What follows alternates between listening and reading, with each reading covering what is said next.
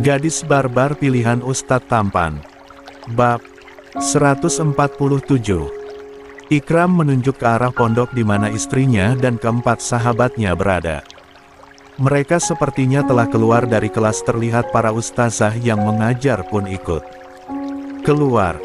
Semuanya akan baik-baik aja kan Bang? Ikram ingin terus memiliki kehidupan yang damai tanpa adanya ujian. Lihatlah mata tajamnya itu dapat melihat wajah istrinya walaupun dari jauh yang tertawa. Entah karena apa, sepertinya ketakutan istrinya perlahan mulai menghilang. Itu berita bagus. Mana bisa begitu Ram? Di dunia ini iman kita diuji oleh Allah. Semakin berat ujian maka semakin besar resikonya, namun percayalah Allah tidak akan memberikan ujian di luar batas kemampuan mereka. Ujian dari Allah sama dengan pahala untuk kita di akhirat jika kita bisa melewatinya. Ikram tersadar seketika lalu beristighfar. Tidak seharusnya Ikram mengeluh. Astagfirullah. Halazim, maafkan Ikram ya Allah. Gus Hilmi mengelus pundak adiknya. Sebaiknya kamu susul istrimu Ram. Lihatlah cara berjalan istrimu lucu sekali. Mengingatkan saya pada Wardah saat dia hamil Unaya dulu. Memang benar cara berjalan Yulia seperti orang yang tengah disunat. Perutnya itu semakin besar membuat Yulia terlihat kesulitan berjalan. Abang penasaran loh, di dalam perut dik Yulia ada berapa bayi yang Allah titipkan pada kalian? Rahasia, jawab Ikram tersenyum tipis. Nanti abang akan tahu jika Yulia melahirkan. Lebih dari satu maksudnya Ram? Gus Hilmi bertanya dengan mata penuh harapan juga. Binar kebahagiaan. Doakan aja Bang. Ikram semakin tersenyuman tipis, lalu dia meminum teh manis. Setelah itu pergi untuk menjemput istrinya yang terlihat masih di area pondok. Gus Hilmi menatap kedua kakinya. Sampai akhirnya bibirnya tersenyum lebar, dan berlari masuk ke dalam-dalam. Masya Allah, Umi, Abi. Tadi Ikram gak menyangkal perkataan Hilmi. Ada kemungkinan bayi yang Yulia kandung lebih dari satu. Ini berita bahagia. Kita akan punya keluarga baru lebih dari satu. Ikram yang mendengar keantusiasan abangnya hanya bisa menggeleng lalu tertawa kecil. Assalamualaikum warahmatullahi wabarakatuh. Ustadz Ikram. Waalaikumsalam warahmatullahi wabarakatuh. Saya datang ke wilayah Asramawati untuk menjemput istri saya. Ustadz bisa masuk? Tadi Yulia sama teman-temannya pergi ke sebelah sana. Katanya, mereka mau ke belakang pesantren. Kayaknya mau main sambil menunggu azan zuhur. Kalau itu terima kasih Ustazah Zahra. Ikram menunduk dan berniat pergi, namun dia terhenti sebab wanita bergamis hitam itu berbicara. Afwan Ustadz, ini undangan untuk Ustadz Ikram. Dari saya. Insya Allah jika Allah mengizinkan saya akan menikah dengan jodoh pilihan Umi saya. Saya sudah ta'aruf seminggu dan saya yakin jodoh dari Umi pilihan yang terbaik untuk saya. Masya Allah tabarakallah Ustazah Zahra, saya ikut bahagia jika Ustazah akan menikah. Insya Allah saya akan datang. Wa jazakallahu khairan, Ustadz. Kalau gitu saya pamit ingin jemput istri saya. Assalamualaikum. Waalaikumsalam. Ustazah Zahra menatap punggung pria yang pernah dia cintai dan kini dia sudah memiliki pengganti yang terbaik untuknya. Semoga Ustadz Ikram bahagia dengan Yulia selamanya. Aku mengharapkan hal itu. Amin. Langitnya indah banget. Aku tidak akan pernah bisa bosan melihat keindahan yang Allah berikan pada kita. Bahkan pelukis terkenal pun tidak akan pernah bisa menyamakan keindahan langit ini, ucap Hawa menjatuhkan tubuhnya di rerumputan, mengulurkan tangannya ke atas seperti ingin menyentuh langit. Kamu benar Hawa. Tidak akan ada yang bisa menyamakan keindahan langit yang Allah ciptakan. Indah namun tidak bisa kita sentuh keindahannya, sahut Maryam ikut merebahkan. Tubuhnya di samping Hawa, begitu juga dengan Gendis dan Irma. Yulia berbaringlah di sini. Rumputnya sangat nyaman apalagi kita bisa dengan jelas melihat langit, perintah Hawa menepuk sisi kirinya yang kosong. Nanti, aku sibuk membuat mahkota. Setelah Ningwardah mengajarkannya membuat mahkota terbuat dari bunga liar. Sekarang Yulia ingin mencobanya walaupun hasilnya tidak serapih kakak iparnya. Lihat mahkota buatanku, bagus kan? Hawa dan ketiga temannya saling pandang lalu tertawa. Bagus sih tapi kenapa bengkok? Gitu bentuknya. Seharusnya lurus nanti kan dibuat lingkaran ke kepala, ucap Maryam. Gadis yang memakai gamis Nafi itu meringis. Namanya juga percobaan. Ini mahkota akan aku kasih ke Mas Ubi. Dia itu mirip pangeran di negeri dongeng.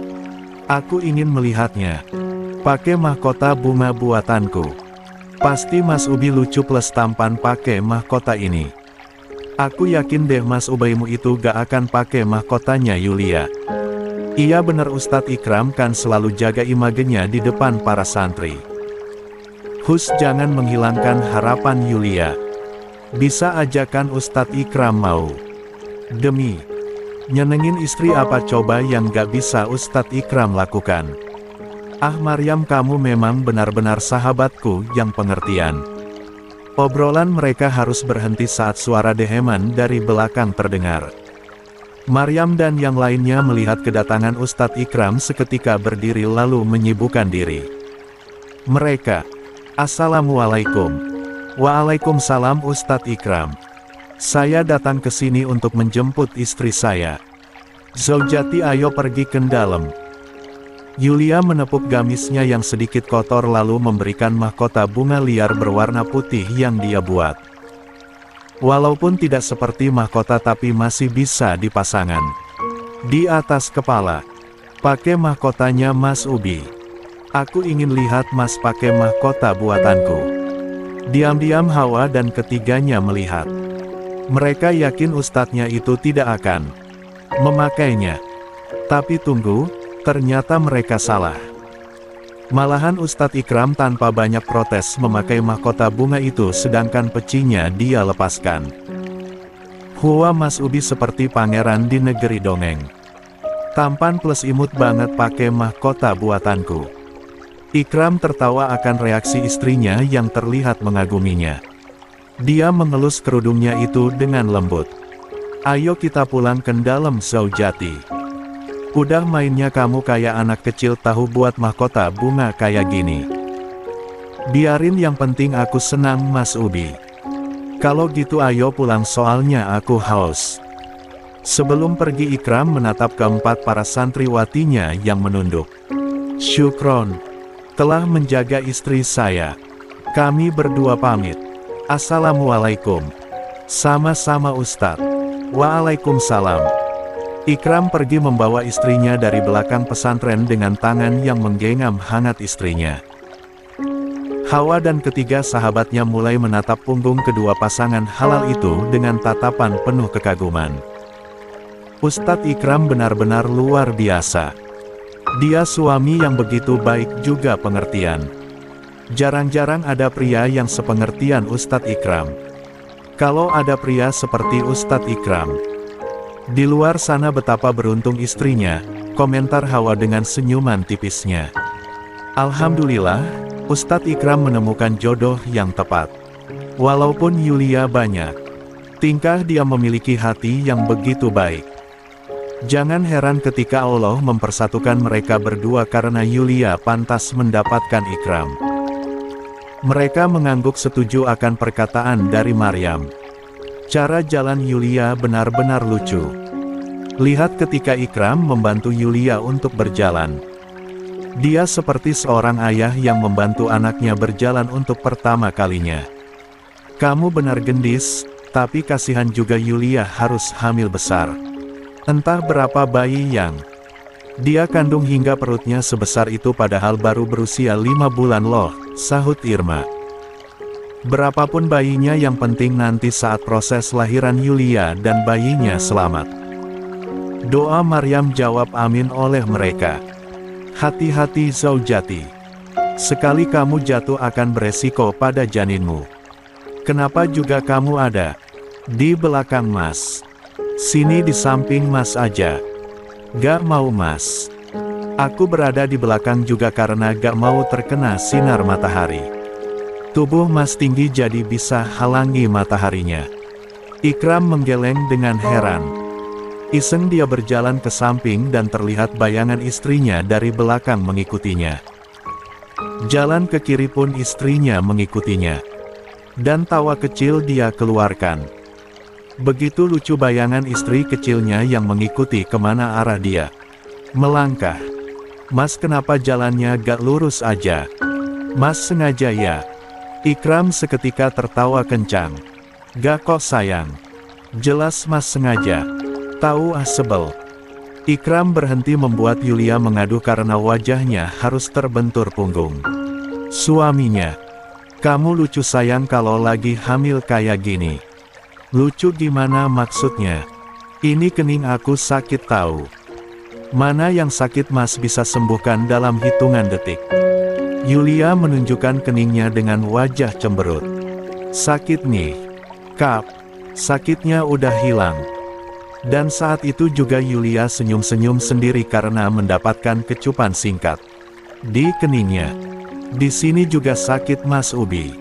Kap. Udah takut para santri lihat nanti. Yulia menyengir.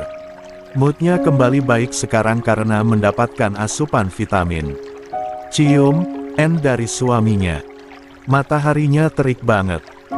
Yulia menghela napas panjang, mengusap keringat di dahinya karena matahari siang yang begitu terik membuat tubuhnya gerah. Aku capek. Kok jalan dari asrama putri ke dalam kayak terasa jauh ya? Dia berakhir berjongkok dengan wajah menekuk. Panas-panas gini tuh dia ingin merendam tubuhnya di sungai pasti sangat nyaman. Tinggal beberapa meter lagi sayang. Tuh lihat di teras ada Gus Hilmi, Ning Unaya sama Omar. Males jalan Mas capek. Tenggorokanku juga haus. Hari ini cuaca begitu panas. Aku gak bisa bayangin kalau pakai cadar sama kayak Teh Wardah. Alamat sesak nafas aku. Kamu hanya bisa mengatakan saja sayang, aslinya pakai cadar gak sesesak itu kok. Malahan nyaman. Mau coba? Yulia menggeleng seketika. Belum sanggup. Ikram berjongkok lalu menepuk pundaknya. Kalau gitu naik ke pundak Mas. Mas gendong. Kamu. Gak nanti janinmu kejepit lagi. Kasihan nanti dedek bayinya. Ikram tertawa kecil lalu tidak ada pilihan lagi selain menggendong istrinya ala bridal style. Yulia tentu saja malu tapi mau bagaimana lagi kakinya sudah kesemutan dan lelah. Untuk berlari pun ia tidak akan sanggup karena perutnya mengganggunya. Mas Ubi masalah Manda dia udah ketemu ditemukan belum? Belum sayang. Kepolisian masih mencari keberadaannya. Jangan khawatir kamu aman.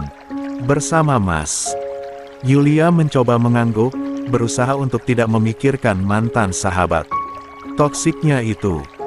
Dia tidak boleh banyak pikiran karena tidak akan sehat untuk janinnya. Manja banget Mbak Yulia sampai digendong segala. Kayak anak kecil tahu. Yulia tahu hal ini akan terjadi. Apalagi mulut Omar itu tidak akan pernah bisa diam dan selalu menyindirnya. Biarin, iri ya karena gak pernah digendong sama Mas Ikram.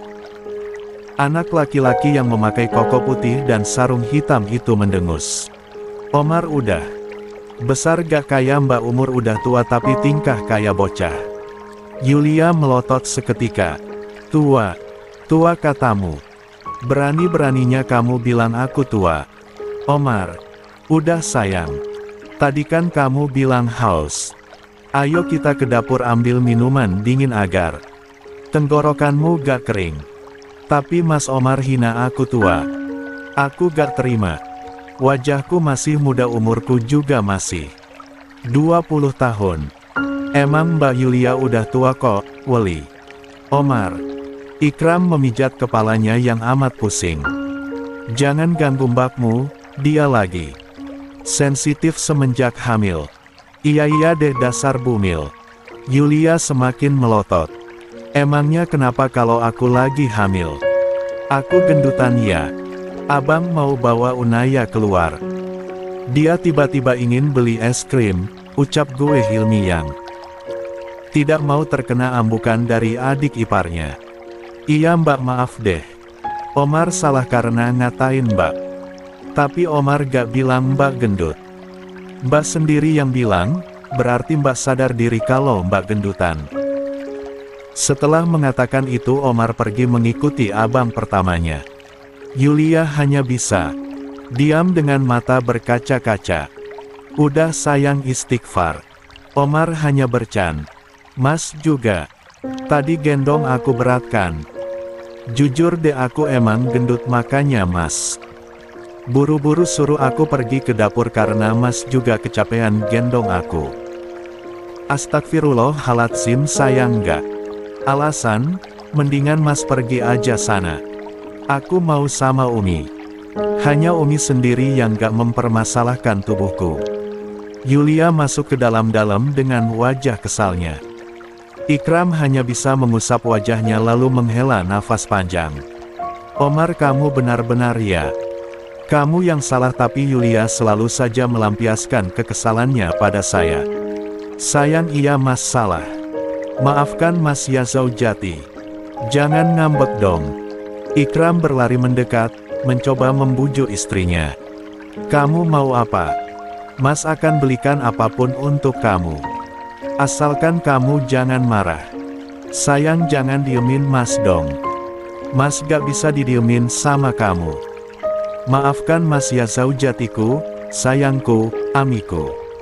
Yulia menatap suaminya lalu mengangguk.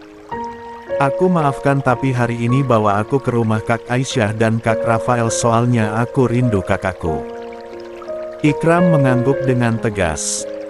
Apapun asalkan istrinya tidak dalam mode ngambek padanya karena jika seperti itu ia selalu kerepotan.